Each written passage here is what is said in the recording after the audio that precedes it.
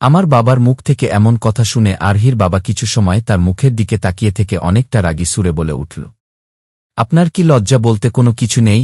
আরহির বাবা, আমার বাবা নিশ্চুপ। আরহির বাবার মুখ থেকে এমন ধারা কথা শুনে মাথা নিচু করে ফেল।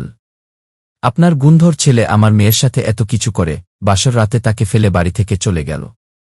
তারপরে ও আপনি নির্লজ্জের মতো আমার সামনে এসে দাঁড়িয়ে এই কথা বলছেন? নিশ্চুপ। এই জন্য তো আমি বলি সাগর এত খারাপ আর নির্লজ্জ হল কি করে? যার বাবা এমন নির্লজ্জ সে তো নির্লজ্জ হবেই। নিশ্চুপ। আমার ভাবতে ও ঘৃণা হচ্ছে আপনাদের মতো একটা নিকৃষ্ট পরিবার আমি আমার মেয়েকে বিয়ে দিয়েছি। আগে যদি জানতাম আপনাদের পরিবার এত খারাপ তাহলে দরকার পড়লে আমি আমার মেয়েকে সারা জীবন কুমারী রেখে দিতাম, তবুও আপনাদের মতো পরিবারে বিয়ে দিতাম না। নিশ্চুপ। আবার বড় মুখ করে এসেছে আমার মেয়েকে বাড়িতে নিয়ে যাওয়ার জন্য। আমার মেয়েকে প্রয়োজন পড়লে আমি সারা জীবন বাড়িতে বসিয়ে খাওয়াব, তবুও আপনাদের মতো নিকৃষ্ট পরিবার জীবনে পাঠাব না। আরহির বাবার থেকে এমন সব কথা শুনে আমার মা বাবা আর মাথা উঁচু করার সাহস পায়নি। আরহির বাবা আমার মা বাবাকে তাদের সামনে মাথা নিচু করে দাঁড়িয়ে থাকতে দেখে বলে উঠল, এখন কি এখান থেকে যাবেন নাকি দারোয়ান ডেকে আপনাদের সবাইকে এই বাড়ি থেকে ঘাড় ধাক্কা দিয়ে বের করে দিব? রাগী সুরে। এতক্ষণ আরহির বাবা যা বলছে তা আমার বাবা মাথা নিচু করে সহ্য করে নিলে ও এখন আর সহ্য করতে পারল না। তাই মাথা উঁচু করে ছলছল চোখে তার দিকে তাকিয়ে বলে উঠল, না না, তার প্রয়োজন হবে না। আমি এখনই আমার স্ত্রী আর মেয়েকে নিয়ে এখান থেকে বের হয়ে যাচ্ছি। ওই কোথায় গেলে গো? নিধিকে নিয়ে আসো, আমি বাহিরে গিয়ে তোমাদের জন্য অপেক্ষা করছি। বাবার কথাটা বলে সেখানে আর এক মুহূর্ত না দাঁড়িয়ে সরাসরি বাহিরে চলে গেল। মা বাবার কথা শুনে কোনো মতে শাড়ির আঁচল দিয়ে তার চোখ মুছে নিধিকে ডাকার জন্য সামনের দিকে এগিয়ে যেতে নেয়। মা চোখ উঠিয়ে সামনে তাকাতে দেখতে পায় নিধি কিছুটা দূরে ছলছল চোখে তাদের দিকে তাকিয়ে রয়েছে। তারপর মা নিধিকে হাত দিয়ে ইশারা করে তাদের কাছে আসতে বলে। নিধি মায়ের ইশারা মতো তার কাছে এসে মায়ের সাথে বাবার পিছনে পিছনে আরহিদের বাড়ি থেকে বের হয়ে যায়, আর সেখান থেকে আমাদের বাড়ি। মা বাবা, নিধি যখন আরহিদের বাড়ির দরজা দিয়ে বের হচ্ছিল তখন আরহির বাবা বলে উঠে, আপনার ওই বদমাস ছেলেকে বলে দিয়েন অন্য একটা চাকরি খুঁজে নিতে। ওর মতো খারাপ একটা ছেলেকে আমি আমার কোম্পানিতে রাখব না। রাগী সুরে বাবা এইসব শুনে কিছু না বলে বাড়ি থেকে বের হয়ে আসে। এতটা পথ বাবা মাথা উঁচু করে কোনো কথা বলেনি, মা বলেছেনি আর না নিধি কিছু বলেছে।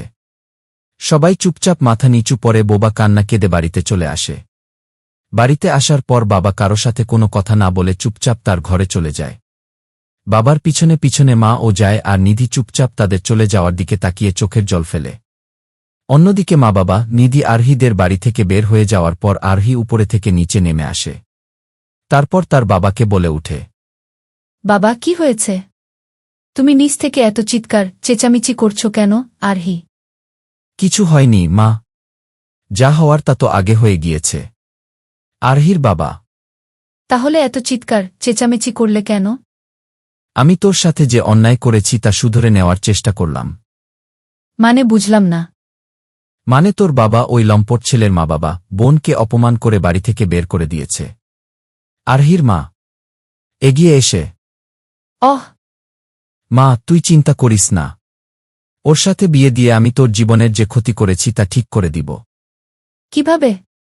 প্রথমে তো ওকে আমার অফিস থেকে বের করব, তারপর তোর জীবন থেকে। একদম ভালো বুদ্ধি ভেবেছ। তুমি আজকে এই অফিসে গিয়ে ওর শয়তানটাকে ঘাড় ধাক্কা থেকে অফিস থেকে বের করে দাও। হ্যাঁ, তাই দিব। বাবা, ওর সাথে আমাদের চুক্তিপত্র স্বাক্ষর করা আছে। আরও 1 বছর না চাইতে ওকে আমাদের অফিসে রাখতে হবে। সেই সব আমি দেখে নিব, কিন্তু ওকে আমি আমার অফিসে থাকতে দিব না, আর না তোর জীবনে। কিন্তু বাবা। আর কিন্তু না। যে ছেলে আমার মেয়ের উপরে অত্যাচার করে, বাসর রাতে ঘর থেকে বের হয়ে অন্য মেয়ের কাছে চলে যায়, তাকে আমি কোনোভাবে আমার চোখের সামনে সহ্য করতে পারব না। নিশ্চুপ। ওকে তো আমার খুন করে ফেলতে মন চাচ্ছে, কিন্তু ওর কপাল ভালো, এতদিন ধরে নিষ্ঠুর সাথে আমার অফিসে কাজ করেছে, তাই আমি ওকে কিছু করছি না। নিশ্চুপ। তাই বলে ওর মতো চরিত্রহীন লম্পট জানোয়ারকে আমার মেয়ের জীবনে বা চোখের সামনে আর এক মুহূর্তের জন্যও রাখব না। কথাটা বলে আরহির বাবার আগে ছটফট করতে করতে সেখান থেকে তার ঘরের দিকে যেতে লাগল। অন্যদিকে আরহির মা আরহিকে বলল, আরহি, কালকে তোর উপর দিয়ে অনেক কিছু গিয়েছে। তুই এক কাজ কর, তোর বান্ধবীদের সাথে একটু বাহিরে ঘুরে আয়, তাহলে দেখবি তোর আর খারাপ লাগবে না। আচ্ছা মা। আরহি হালকা করে মুচকি হেসে তার মায়ের উদ্দেশ্যে উক্ত কথা বলল। তারপর আরহির মা মেয়ের মাথায় হাত বুলিয়ে সেখান থেকে চলে গেল। আরহির মা সেখান থেকে চলে যাওয়ার পরে আরহির হাসি মুখ মলিন হয়ে গেল। তার সাথে তার চোখে মুখে চিন্তার ভাঁজ ফুটে উঠল। কিছু সময় চলে যাওয়ার পরে আরহি বলে উঠে,